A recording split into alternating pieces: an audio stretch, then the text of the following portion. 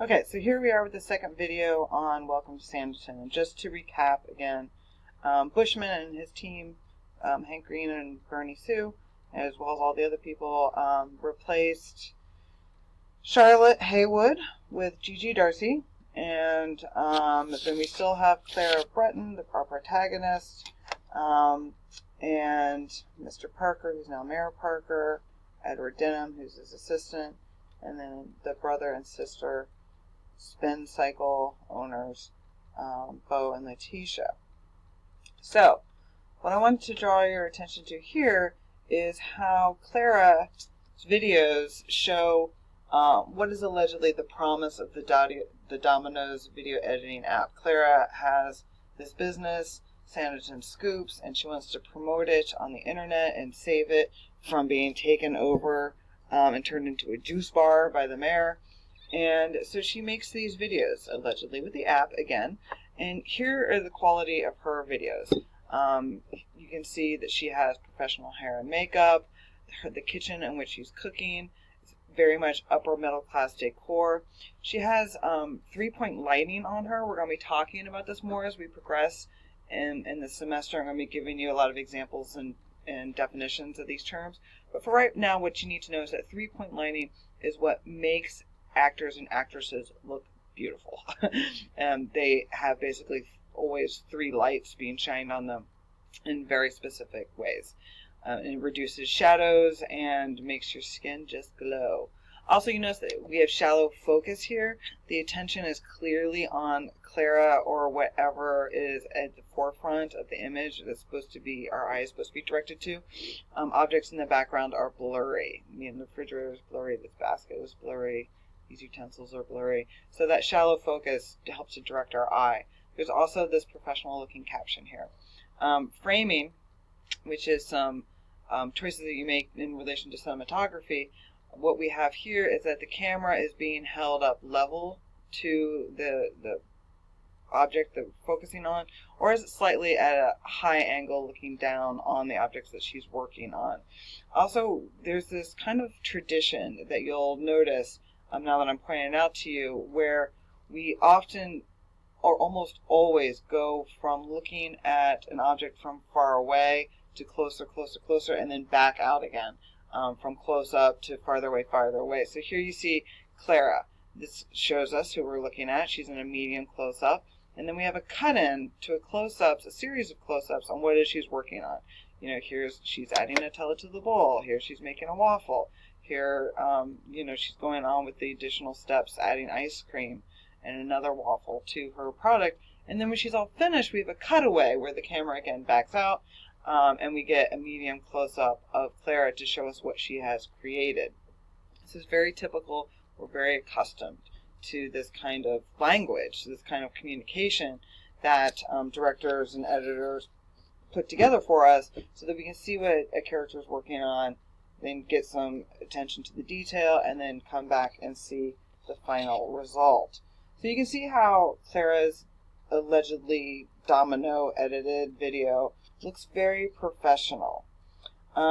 So the concept of the Domino app was central to both shaping the story's narrative and to enticing fan interest and participation. And the series was hotly anticipated by fans who were invited to become not just players but actors and writers, creating their own characters, subplots, and videos. So this is the interactivity that we're stressing here. In Welcome to Sanditon, Gigi Darcy brings the Domino vlogging application. That's, vlogging is a portmanteau where you take video and blog, smush them together, and you come up with the verb vlog, or the noun vlog. So they bring the Domino vlogging application to the fictional town of Sanditon, where she encourages its residents to vlog about their experiences and perspectives as town members. Now, reporting from the 4th LeakyCon convention, which was held in Portland, Oregon in June of 2013, Louisa Stein writes in her article, Embracing Fan Creativity in Transmedia Storytelling, that, quote, stars and special guests at LeakyCon aligned themselves with and expressed their appreciation of fan creativity. Continuing an approach that the Lizzie Bennet Diaries experimented with, Welcome to Sanditon had the fans create backstories and plot lines for themselves within the larger Sanditon universe. By uploading to the site or tagging posts with the hashtag Sanditon, viewers' vlogs became available for others to see. In turn, official episodes of Sanditon have regularly included a selection of viewer-created content. Now, additionally, Stein reports that at the Lizzie Bennet Diaries press interview at LeakyCon, Paige, who is the actress who portrays Gigi Darcy, describes the dynamic of the audience contribution to Sanditon as followed, quote, "Not everyone gets to be on a television set or movie or web series, but these people will send me thank yous saying, I get to be a part of something, I get to be an actor, I get to tell my stories, and you guys gave me a place to do that." And they're so creative in the things that they come up with, the places and the businesses. It's just amazing to see these people's thoughts. And now they have a place to do that, and they get to be an actor, and they get to be an artist. Whether they're writing or creating, they get to be artists right along with us. And that's, like, awesome to watch. End quote. So Stein appreciates Paige's comments because she recognizes the privileges of access and attention that are afforded professional productions. And of course, fans create and coordinate and publish on their own already.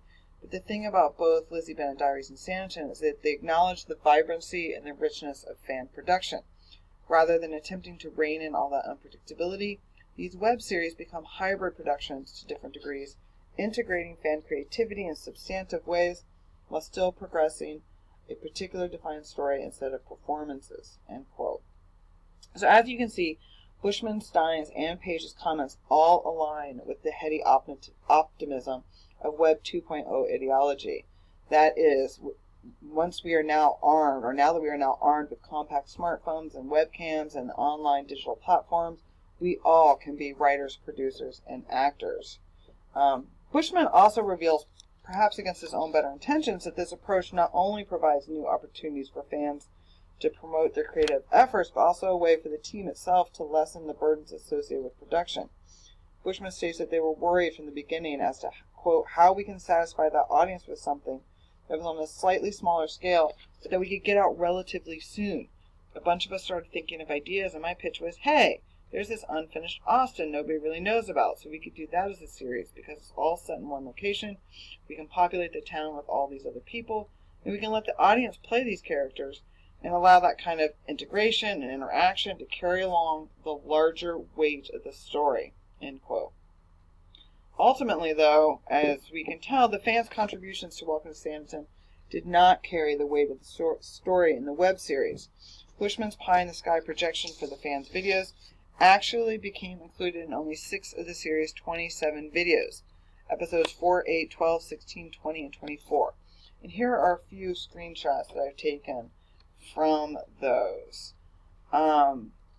So as you can see here, the fan performances vary greatly from the professional performances that we saw here with Clara's videos.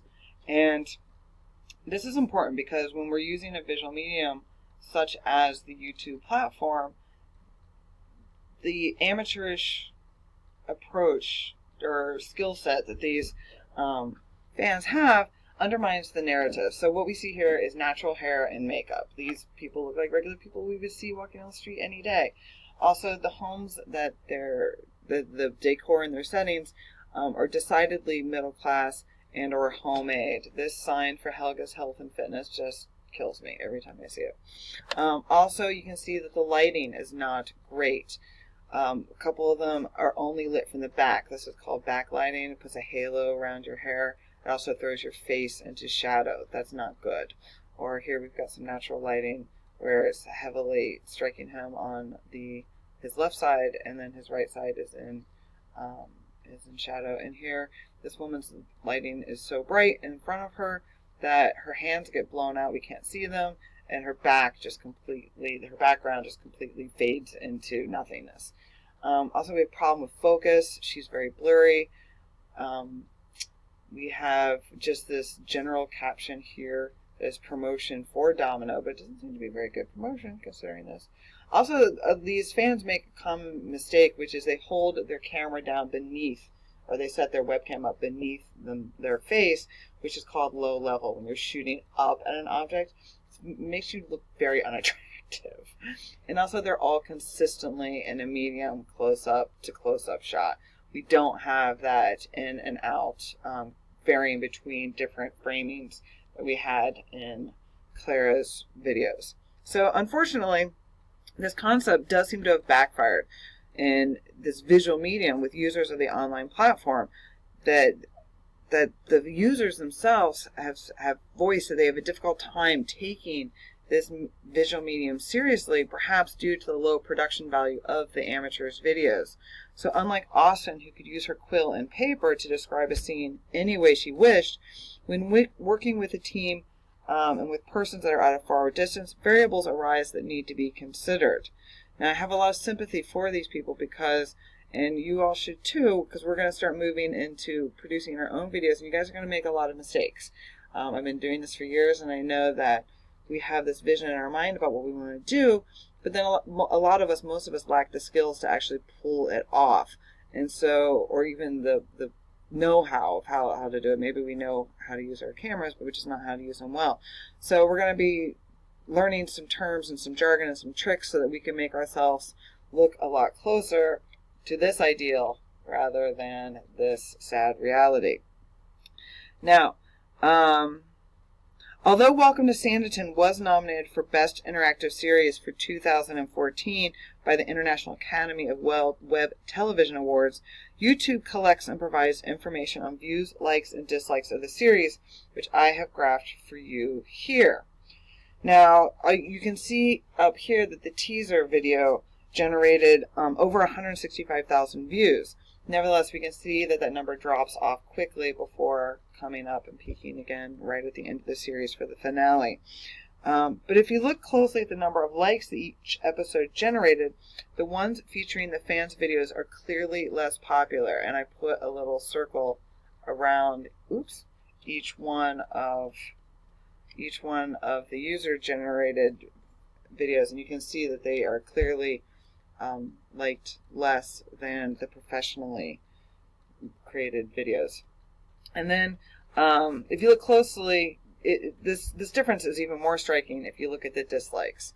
And here you can see that the user-generated videos were given likes in the hundreds, or dislikes, I'm sorry, in the hundreds, whereas the professionally created videos were far more popular, generating only single-digit to double-digit dislikes. You know, like I think the highest one that's disliked got 39 dislikes, compared to 525 for the most disliked user-generated, fan-generated episode. So it's clear that this incunabula amateur submissions undermine the credibility of the entire narrative. Now, by contrast, episode 9, which allegedly reports on a glitch within the Domino app that severely edited down Clara and Edward's 2-hour conversation to a few minutes, we can see again the professional quality not only of the cinematography, but also the editing. The separate cameras undermine the credibility of this episode as being produced by the same app as the one used by the fans. Therefore, the contrast between the amateur and professionally produced videos undermines the plausibility of illusion, in turn alienating fans. This reveals a paradox. Professional videos allow users to suspend disbelief and become immersed in the narrative, accepting it as if it were real. The fan submissions, on the other hand, are so real, they destroy users' ability to immerse themselves in this fictional world, an illusion of blurring fact and fiction. Additionally, so perhaps we can come to the conclusion that we do not want verisimilitude or truthfulness in our narratives. And in order for the ideal that Web 2.0 capabilities empower the common person to become a writer, author, and actor able to garner and maintain a fan base, they must first be able to create an illusion that appears professional enough that other users can become immersed in the fictional world. And we are up against this learning curve, and that's what we're going to be focusing on as we go forward. But at this point, in order for us to prepare for that, to make our own videos, I do want us to look closely at this example of Welcome to Sanditon. Watch all 27 of the videos, and I do mean all of them. Poke around in the other platforms, and we're going to be talking about what is successful and what's not successful by looking at specific examples. And I'm going to be explaining that assignment to you in more detail in the next and final video.